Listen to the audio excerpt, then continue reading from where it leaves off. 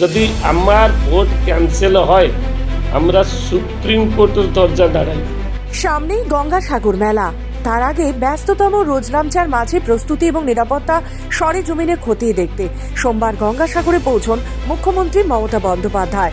সোমবার গঙ্গাসাগরে প্রশাসনিক বৈঠক শেষে প্রতিবারের মতো এবারও গঙ্গাসাগরে ভারত সেবাশ্রমে আসেন মুখ্যমন্ত্রী মমতা বন্দ্যোপাধ্যায়।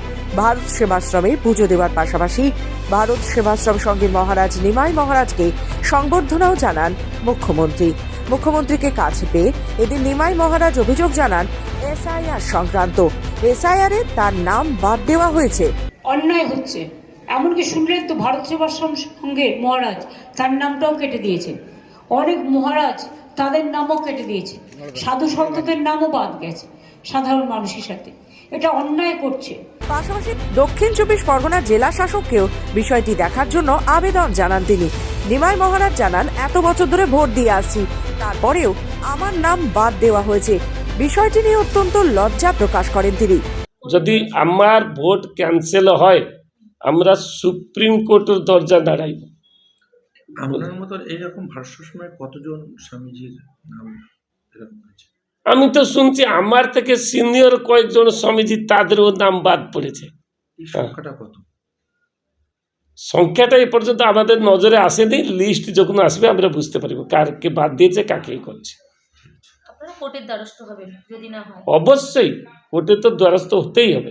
রাজ্যের মুখ্যমন্ত্রী জানান, বিজেপি পরিকল্পিতভাবে এগুলো করছে, তবে এই সব করে কোনো লাভ হবে না। 1700 কোটি টাকা যত তাড়াতাড়ি কাজটা করতে পারবে মানুষের কমবে, কারণ দীর্ঘদিন চেষ্টা করতেও গঙ্গাসাগরকে 1 পয়সাও কেউ দেয় না। আন্তর্জাতিক স্তরের মেলা, সারা পৃথিবীর অনেক টুরিস্ট এখানে আসে, সারা দেশ তো বটে। সব কিছু ভালোভাবে হয়ে যাক আমরা চেষ্টা করি। 7-8টা মিটিং এ নিয়ে করা হয়েছে এবং আমি নিজেও পরিদর্শন করতে আসি। আর আমাদের প্রশাসনের তরফ থেকে, গভর্নমেন্টের তরফ থেকে আমরা প্রায় 10-12 জনের একটা টিম করে দিই যারা এখানে পড়ে থাকে 4 দিন ধরে।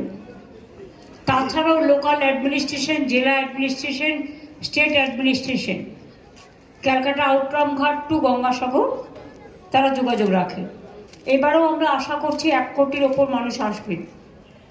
সুতরাং সবটা যাতে শান্তিপূর্ণভাবে হয়ে যায়, আপনাদের সকলের কোঅপারেশন মিডিয়ার কাছ থেকেও আমরা প্রার্থনা করছি। অন্যদিকে রাজ্যের মুখ্যমন্ত্রীর হাতে এদিন একাধিক খাদ্য সামগ্রী থেকে উপহার সমস্ত কিছু তুলে দেন নিমাই মহারাজ। দক্ষিণ 24 পরগনা থেকে রবীন দাসের রিপোর্ট, খবর বাংলা।